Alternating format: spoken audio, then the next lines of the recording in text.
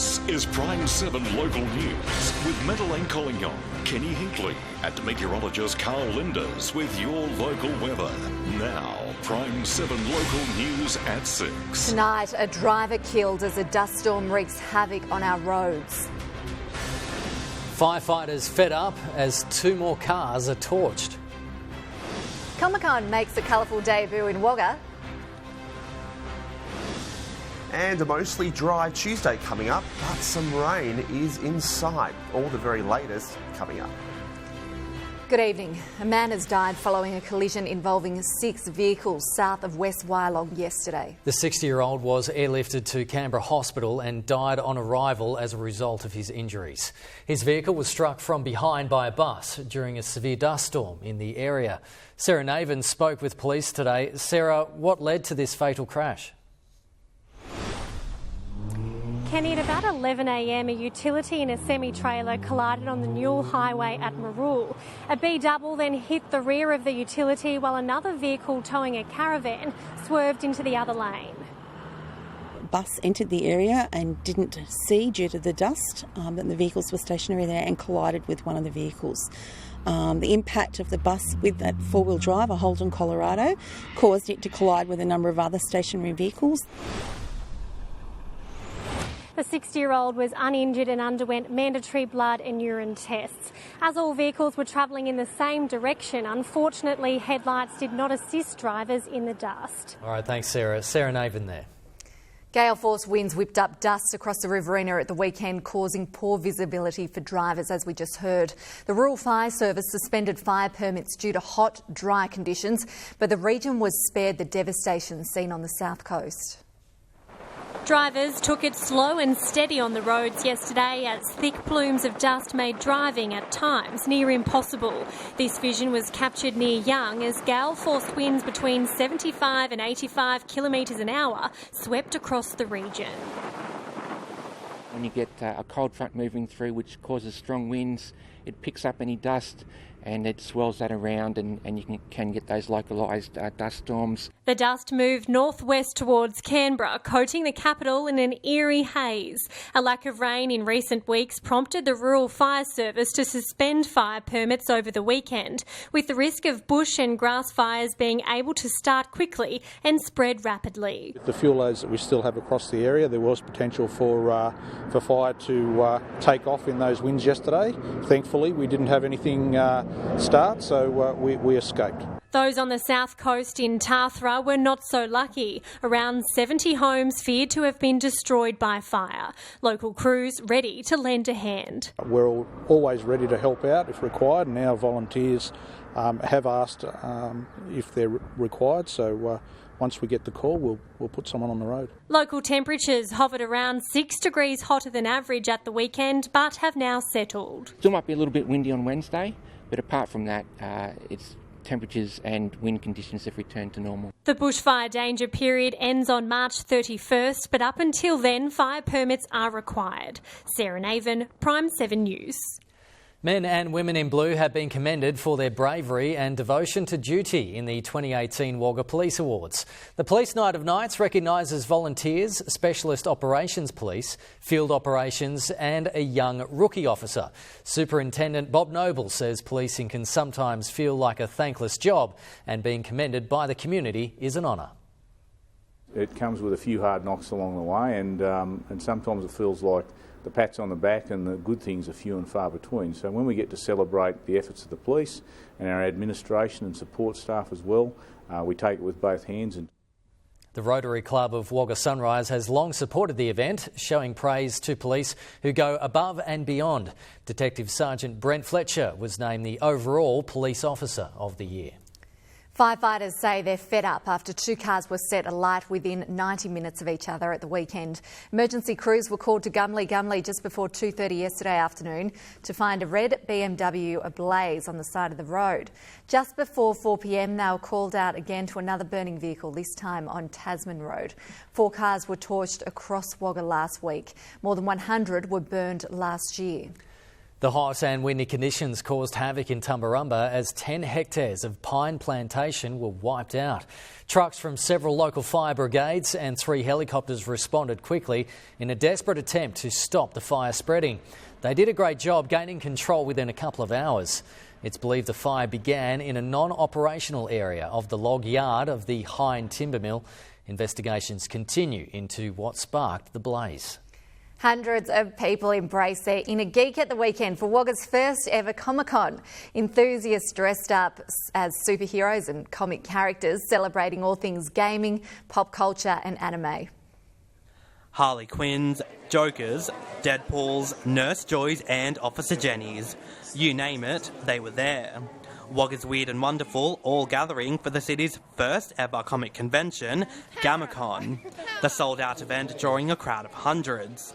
We've sold on the door about 600 tickets at least. We had 600 passes that we've gone through and we're just handing out empty lanyards now, so...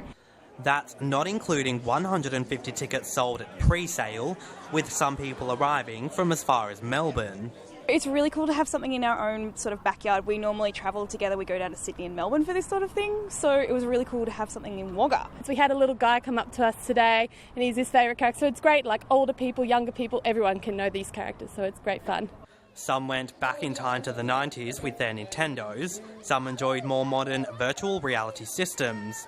For others, it was literally all hands on deck. It's so awesome. I think there's like a really big culture that I didn't really know, like a big community of nerds. It's great. The day has been great, my very first convention, and I love it. And there's good news for the region's pop culture enthusiasts.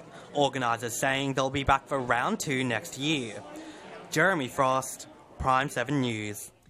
Cootamundra could be the next big thing on international entertainment giant Netflix. A zombie movie has been shot at various locations in the town, and producers are hopeful it will eventually be broadcast globally.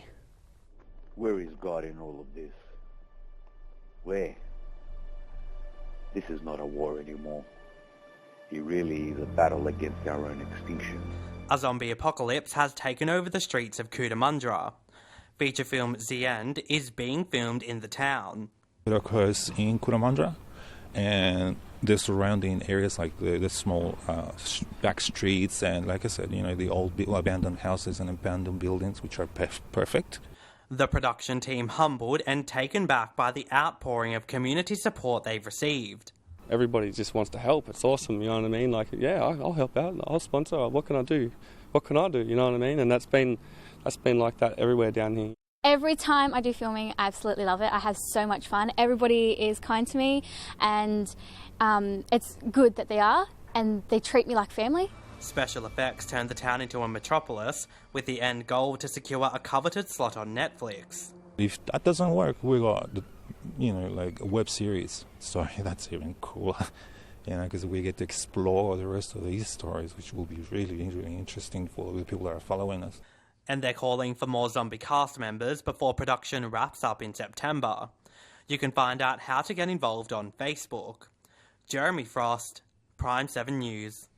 Well, it's time now for a quick check of the weather with meteorologist Carl Linders. Well, Carl, it was certainly looking a bit apocalyptic at some points over the weekend, like at the zombie movie. Yeah, the weather was extreme on the weekend. Extreme, as we were forecasting last week, Kenny. We certainly had those gale force winds and high temperatures and areas of dust as well. That has cleared away, and last night a cooler change did move through and dropped temperatures back down to single figures right throughout the region. So you had to grab that doona out last night, particularly after midnight, 4 degrees. And yesterday in Young, it was close to the mid-30s.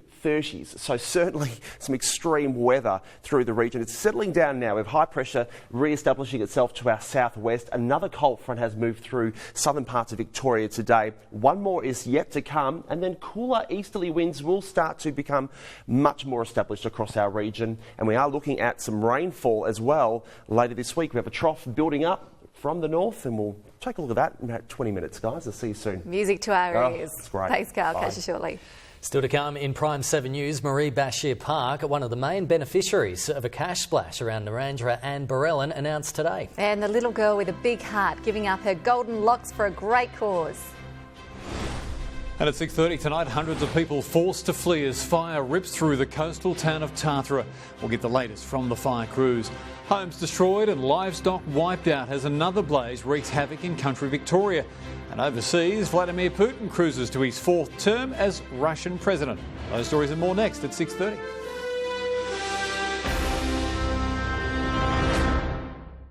A cash splash from the state government announced today will see a number of public works projects in Narrandera and Barellin. More than $500,000 will be spent upgrading Marie Bashir Park and the Barellin Sports Ground. A quiet field at Marie Bashir Park in the heart of Narrandera could be home to a number of athletes, both professional and aspiring. Thanks to the Stronger Communities Fund, it's in for a much-needed upgrade.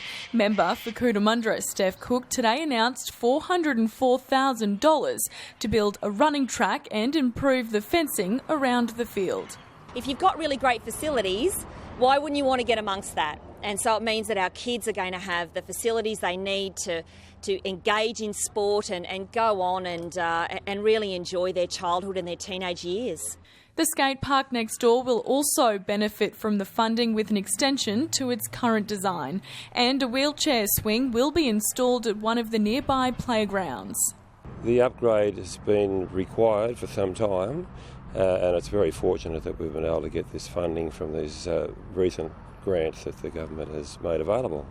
It's not just Narrandera which will benefit. The crumbling change rooms at the sports ground in Barellin will also be replaced.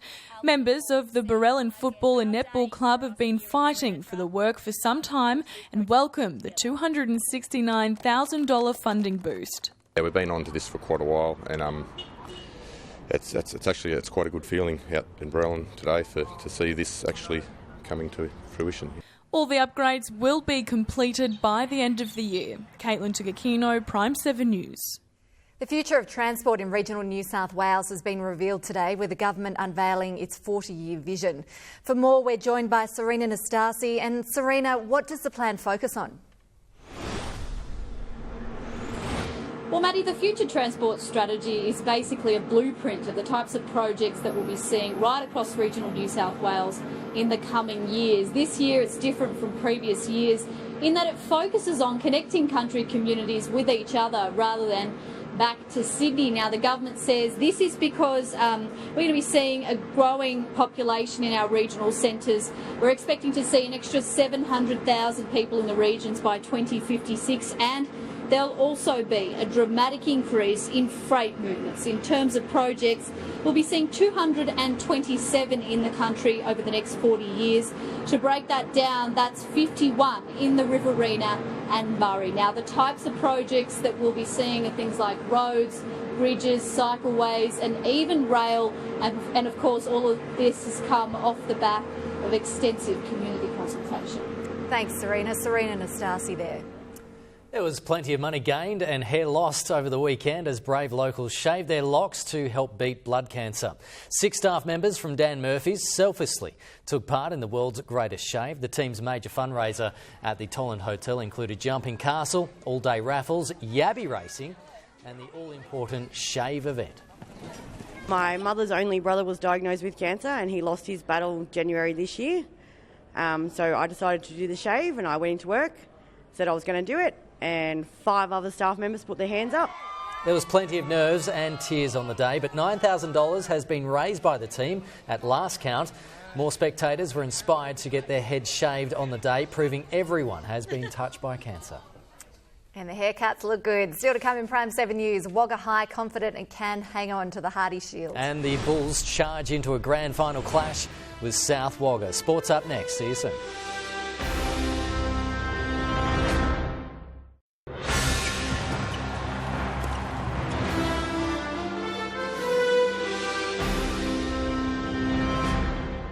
Lake Albert will play South Wagga in the local cricket grand final after a 4-wicket win over Wagga RSL on the weekend.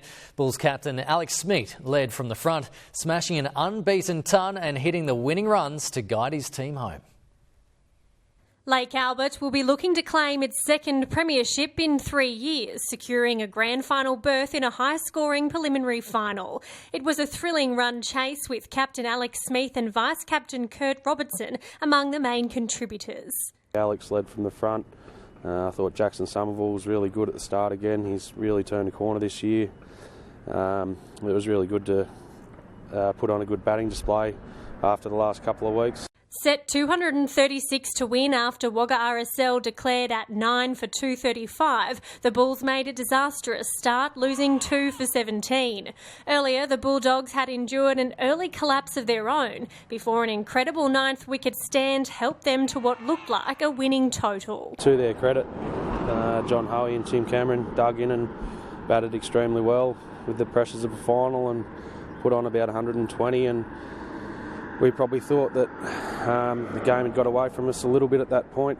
For the Bulls, Smith's unbeaten 119 anchored the innings, and if he can take that form into the decider, anything is possible. Look, he didn't really play many false shots for the whole day. It was quite an outstanding century, to be honest. Despite putting in one of their best performances of the season in the penultimate weekend, the Bulls have lost their last 2 meetings with grand final opponent South Wagga. Last couple of games we've played them, we've really let ourselves down with the bat. I think coming off the game against RSL, I think definitely gained a lot of confidence with the bat. So I think it's going to be a close game. The Bulls will be looking to farewell Captain Smith with a premiership. Sarah Naven, PRIME7 News. Wagga Brothers and Coogee Dolphins went head-to-head for the Dave Mavruda Shield over the weekend. It was a great performance for the local team, collecting the shield and sending out a strong message ahead of the new season. A scorching Saturday seemed to work a treat for the brothers at the weekend. The boys looked good from the beginning, keeping the Coogee Dolphins scoreless until the third quarter. I thought the forwards did well. They laid a really good platform. So Braden Sharrock and Paddy and Aaron Wynn, the 3 up front. Coach Westblade said it was a solid defence from the brothers, proving the difference against the Coogee side. It's really nice. There's 3 guys, and generally the line is set by the time they get up. So it's fantastic. I was happy with a couple of things. One was their fitness level and also their contacts. And seeing new players perform, with the older guys that have been there a while, that was pleasing. The final score, a pleasing 36-6 victory to the brothers and reclaiming the honour of the Dave Mavruda Shield after a 2-year drought. Coach Westblade says it's a strong win off the back of 4 long, hard months of pre-season training, standing them in good stead for the season starting the 14th of April. They'll take on Albury in round 1. Caitlin Tugakino, PRIME7 News.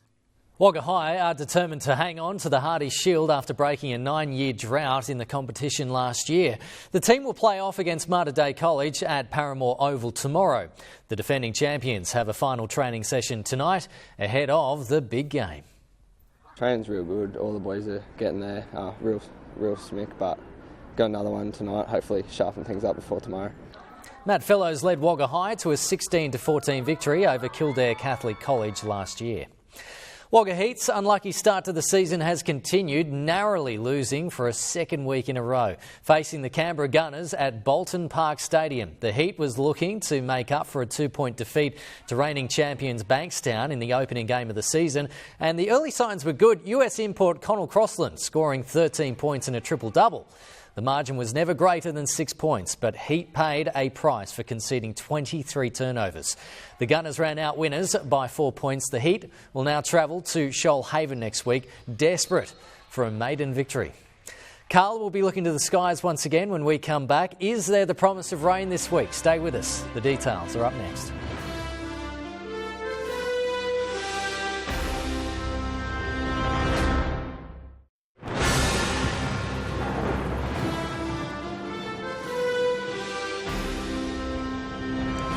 For a closer look at the weather forecast, we're joined once again by Carl Linders. So, Carl, we've got some potential for some rain coming through on the weekend, A really complex system that's starting to show up on our charts, Kenny. We've been talking about, as we've been tracking through the last few weeks, about the last week of March. probably offering us the best chance of rainfall. And that seems to be the case as this high comes through southern parts of the nation over the next 3 to 4 days. A coastal trough combines with easterly moisture. We're seeing areas of rain and heavy falls on coastal New South Wales. That's typical for this time of year. But it's up towards the north. Tropical cyclone Marcus gets to Category 5 as he heads further to the west. Now, he's all the way out here, but he's shooting moisture off in the jet stream. And hey presto, we're starting to see some rain develop out of that. And also keeping an eye on another system in the Northern Territory as well, all combining to bring us some fairly decent rainfall from around Thursday in our west, then on the weekend. Timing is difficult, it's still a little way out, but you'll note the rain is starting to look fairly active on our charts, and that's good news. Very dry air. We've seen what that's done with the topsoil being thrown pretty much right off the east coast over the weekend. So we need some rain, and we need those crops in very soon. So fine and sunny through most areas inland tomorrow. Thundery showers developing in the northern tablelands and heavy rain along the east coast late in the day with a southerly change. We're seeing fine conditions tomorrow. Not as cold tonight. We've still got easterly winds forecast to develop tonight and then again tomorrow afternoon and become quite gusty in the north, up to 60 kilometres an hour at times. Sunshine though right through the day. Bit of cloud building up on Wednesday. Atmosphere is starting to get a little bit more unstable, but it will be Thursday. We'll start to see showers developing across northern and far western areas, and even the chance of a thunderstorm as well. Fine for now for Wagga, 27 degrees, 7 to 24, and fine in the southeast as well. So we're going to track that rainfall for you now through the weekend. At this stage, I'm forecasting some late showers through the region again on Friday. Hit and miss, rain developing, widespread rain developing on Saturday, periods of rain for Sunday, and again for Monday ahead of a cooler change. Some worthwhile rain is on the way, which is good news, guys. It's so good to see that rain, Carl. And is that rain set to continue as we head into next week as well? Yeah, that's right. So from Monday into Tuesday, then we should start to ease back probably in around 10 days' time. So it's a really long-lived system, which is good news. Yeah, so finally good. A shift coming through, hey? Yeah. That's good. Fingers crossed for the autumn break. Settle right. the dust. Yeah, bye, guys. Thanks, Carl. mate. See ya. And that is your local news for tonight. You can discuss tonight's stories on Facebook. And also watch tonight's top stories on our website. Now, PRIME7 News at 6:30 with Daniel Gibson. Have a lovely night. See you tomorrow.